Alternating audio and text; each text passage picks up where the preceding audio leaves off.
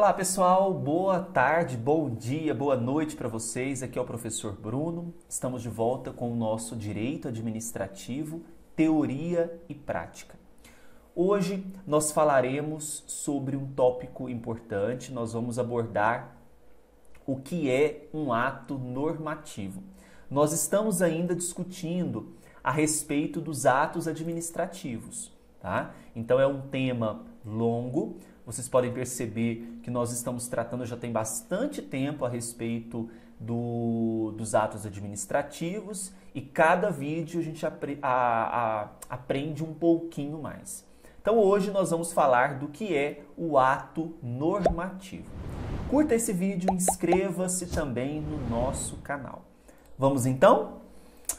Olha só pessoal, o primeiro aspecto que nós temos é que os atos normativos, eles também são chamados de atos gerais. Então essa é a primeira observação que nós temos. O ato normativo é também chamado de ato geral. Os atos normativos, eles são aqueles que contêm determinações gerais e abstratas, ou seja, aqueles que se aplicam a situações e usuários indeterminados. Eu não tenho uma determinação, não atinge uma situação concreta específica. Eles são até semelhantes às leis, mas não podemos confundir leis com atos normativos, uma vez que os atos normativos não se originam, vou anotar aqui, não se originam no poder legislativo.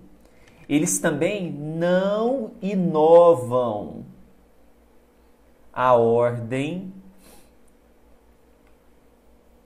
jurídica, ok? Então, eles não inovam a ordem jurídica. São considerados atos impessoais, não geram efeitos concretos imediatos, não são atos primários, porque os atos primários são as leis. E nós temos aqui alguns exemplos: decretos, regulamentos, resoluções, por exemplo, resolução da Câmara dos Deputados, do Senado Federal, regimentos internos, deliberações, instruções normativas. São exemplos, né, de atos normativos esses que nós acabamos aqui de citar para vocês, ok? Outro ponto importante também, pessoal, que nós precisamos lembrar é que os atos normativos, eles existem então e não se originam no poder legislativo. Tá? Os atos gerais ou normativos são aqueles, então, que não possuem destinatários determinados. Tá? Eles apresentam hipóteses, então, genéricas de aplicação que vai alcançar todos os sujeitos que nelas se enquadrarem. A professora Maria de Pietro, ela apresenta algumas características dos atos gerais ou normativos. Por exemplo, o ato normativo ele não pode ser impugnado via judicial, diretamente pela pessoa lesada. O ato normativo tem precedência hierárquica sobre o ato individual. O ato normativo ele é sempre revogável. O ato normativo ele não pode ser impugnado administrativamente por meio de por meio de recursos administrativos. Então essas são algumas características dos atos normativos. Outro ponto importante, outro ponto marcante é que os atos normativos eles podem ser editados pelo Poder Executivo e a Constituição prevê que compete exclusivamente ao Congresso Nacional sustar os atos normativos do Poder Executivo que exorbitem do poder regulamentar ou dos limites da delegação legislativa. O sentido de sustar aqui é de retirar a eficácia, ou seja, o ato normativo deixa de produzir os seus efeitos. Vamos ver como que esses assuntos têm sido cobrados. Os atos administrativos regulamentares expedidos pelo Poder Executivo estão sujeitos ao controle direto do Congresso Nacional, que pode anulá-los caso exorbitem do poder regulamentar ou dos limites de delegação legislativa. Essa questão ela está errada. Por que ela está errada? Na verdade, é possível que os atos administrativos regulamentares que são expedidos pelo Poder Executivo, o Congresso pode sustar esses atos, não anular.